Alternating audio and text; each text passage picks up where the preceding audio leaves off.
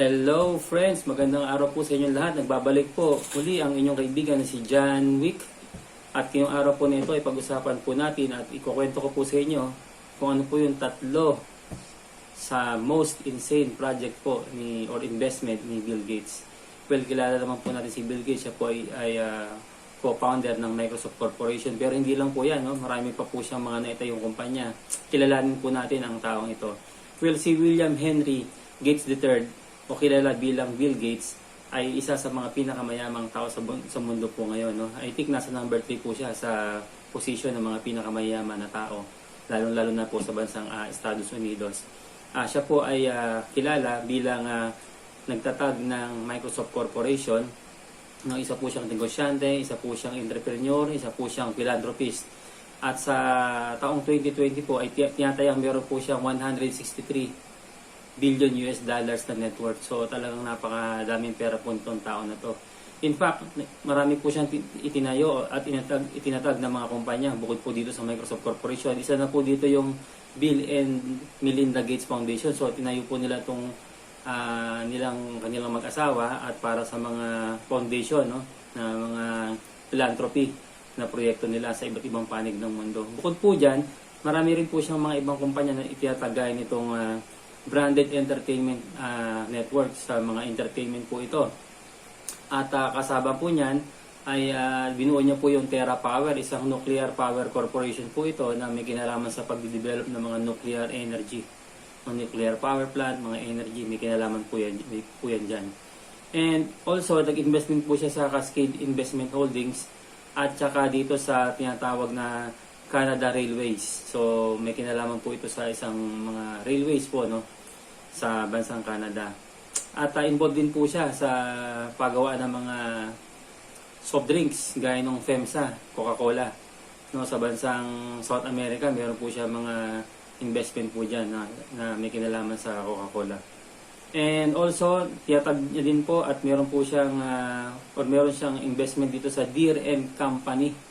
Ito po yung gumagawa ng mga agricultural products, mga heavy equipment para sa mga agriculture, gaya po ng mga traktora, ng mga nakikita niyo po doon sa mga bukid, Deere & Company yan, kanila po yan. And ito very popular po ito, yung Diageo. I think meron pong planta to sa Laguna, itong Diageo na to.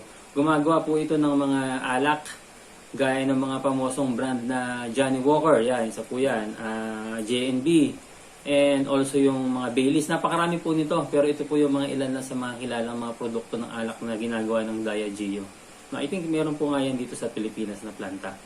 And also meron po siyang mga branches or mga hotel management gaya ng mga Ritz Hotel sa Amerika, no? Ibang panig po ng mundo, meron po yan. And also meron din po siyang distribution and car dealership na may pangalan na Vroom at AutoNation. So, mga kilalang sasakyan po yan, iba-ibang brand, nagdi-distribute po sila sa Amerika. Hindi lang po yan, meron din siyang investment sa Transformco o real estate business. In fact, marami pong lupa itong si Bill Gates eh. Sabi sa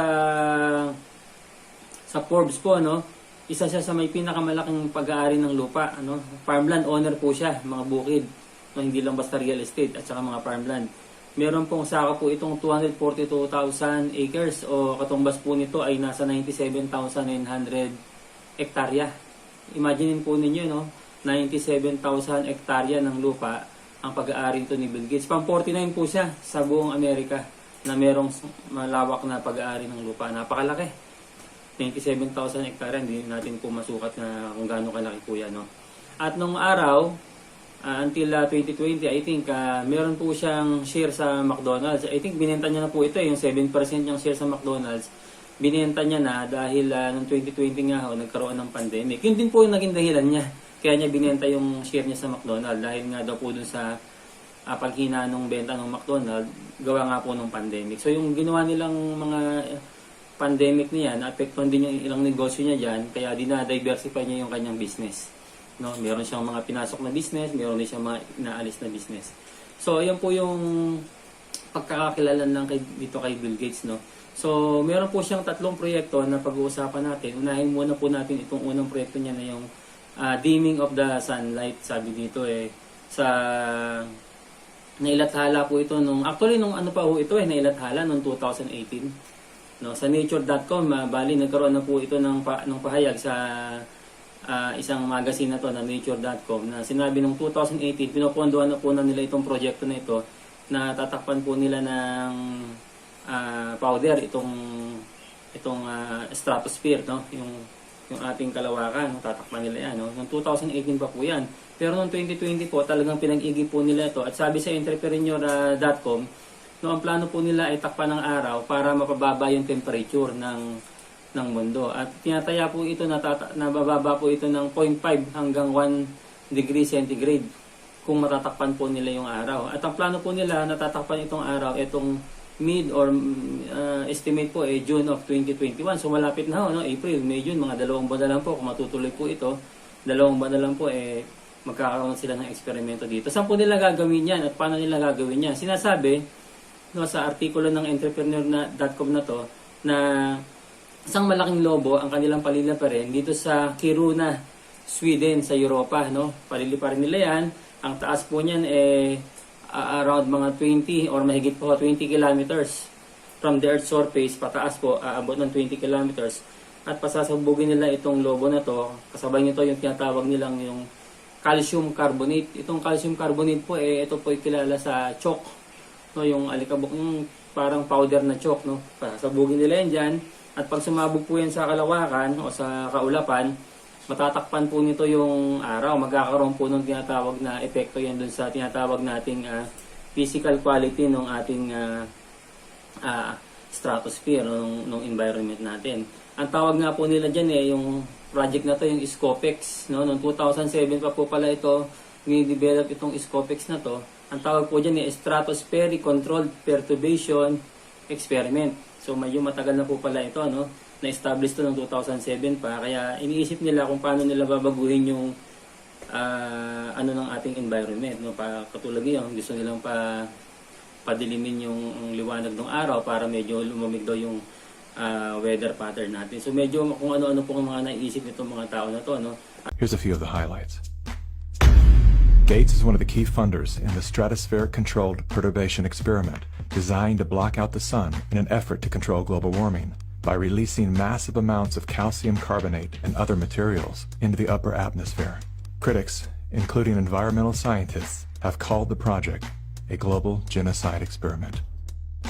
At dito sa project na to, ang kanilang pinapahayag, i-divert yung sun energy para nga mapababa yung temperature. Ibig sabihin, makakarangan yan, pag tama ng araw, hindi siya direktang tatama dun sa lupa, kaya magkakaroon ito ng epekto dun sa klima o temperature natin. Ginaya po nila ito dun sa noong 1991, nung sumabog po yung Mount Pinatubo. Kasi nung sumabog po yung Mount Pinatubo noong 1991, sinasabi po ng mga scientifico, kasi ito nga po yung pinakamalaking pagsabog ng bulkan sa kasaysayan natin, sa modern times na kasaysayan natin, ay naglabas po ito ng 20 million tons. No? Napakadami po niyang alikabok na yan. 20 million tons, imagine niyo po yan, sulfur dioxide. So ibig sabihin yung sulfur dioxide na yan, na-release po yan ng pagsabog ng Pinatubo, dyan sa may Pampanga, Zambales area. At pagsabog po niyan, umakyat po yan ng around mga 10 hanggang 50 kilometers po ang paglipad ng mga alikabok na yan. So paglipad po niya, naalala ko po yan, parang first year high school pa lang yata ako niyan. First year high school pa lang ako niyan.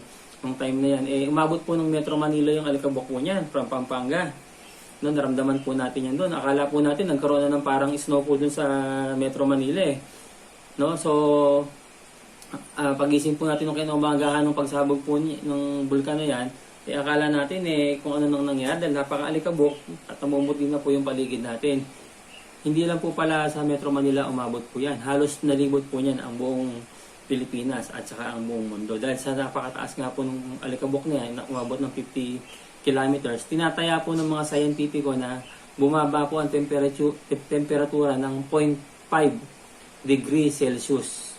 Gaano po katagal na bumaba yan, sabi nila. Sabi po ng mga scientifico, inabot daw po ito ng 18 months, 1.5 taon na lumabig daw po yung temperatura ng mundo. So parang ganun po yung kanilang pinaplano na gayahin.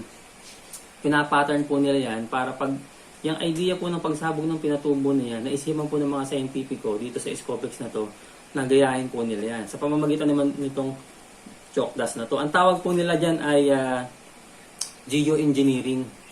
So, napaka moderno ng terminolohiya nila, no? Geoengineering. Parang ini-engineer ng tao yung kalikasan, ano? Kung titingnan natin, parang pinakikialaman na nga nila yung mga ginawa ng Diyos, no? So, itong engineering na to, it refers to technological capability of changing Earth's physical qualities. Example po niyan, ito ginagawa naman na po na talaga nito, yung parang cloud seeding, example, yung pagpapaulan po, no? Sa ulap, tapos lalagyan nila ng asin po doon o kung anong chemical yon, tapos uulan na po doon sa lugar na yon. Yan po yung isang example ng geoengineering nila na yan. At meron po silang tinatawag na carbon rapture, no? So ito po yung isang mga halimbawa ng tinatawag nilang geoengineering.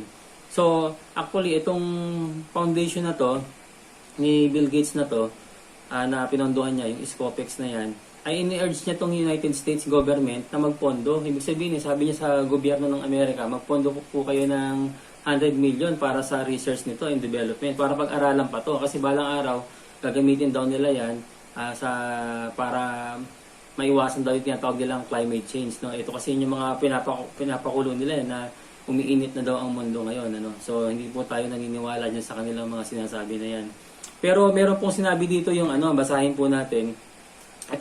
Marami po kasing pagtutol dito sa proyekto na to. So itong proyekto na to ay pinututulan po ito ng mga tao. Halimbawa po dito sa sinabi ng prweb.com, grupo rin po ito ng mga scientifico. Sabi po nila, basahin natin. Ang nagsabi po nito ay yung tinatawag na Friends Science Society, no, sa pamumuno po ni Mr. Roger Pilk Jr. So sabi niya dito, basahin po natin. Solar dimming geoengineering would inject sulfur dioxide particulate matter into the atmosphere, thus creating a human-caused cloud to dim the incoming warming effect of the sun. Yan. So ito pong nasa award-winning scientist naman na sinabi niya, si Dr. Roy Spencer of the University of Alabama, sabi niya po dito, the most important reasons why there is no climate emergency. No, sinabi niya po yan dito noong January 19, 2021. So, ibig sabihin po, wala pong sinatawag ng climate emergency para gawin po ito. Ano bang mangyari pag nagkaroon ng ganyang mga geoengineering na yan? Meron po kasi itong sinasabi nilang panganib sa mga tao.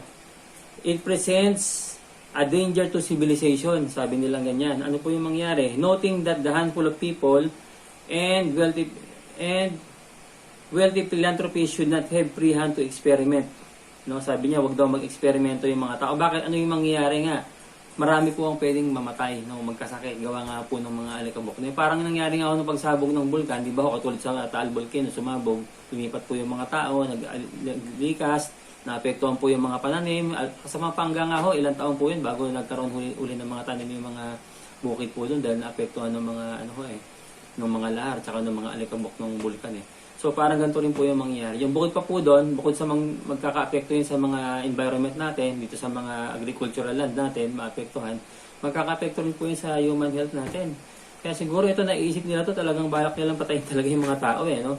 Dahil bakit? Pag nagkaroon po ng pagsabog niyan o yung pagkalat ng mga alikabok na yan, masisingot po ng tao yan, health hazard po yan sa baga natin. Magkakaroon tayo ng mga posible, mga cancer, mga ganyan, mga tuberculosis, mga bakterya o yung mga iba pang mga alikabok na tinatawag natin sakit sa baga dahil nga po dito sa mga alikabok na to. So, hindi po ito nire-recomendan itong mga grupo na to. Ito yung tinatawag nilang Friends Science Society. So, napakarami pa po.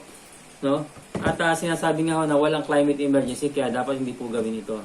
At kung maalala po ninyo, itong nangyari lang po, actually mga 2 days ago lang po ito, 2 to 4 days ago lang po ito, sinasabi na nagkaroon po ng ng postponement. Sabi ng geoengineering, itong project na to ay na-postpone or na-delayed pa until further notice pa up to 2022. Bakit po nagkaroon ng delay ito? For ethical reason, kasi nagkaroon po ng mga proteste sa mga natives ng Sweden o ng mga nakatira doon sa Sweden.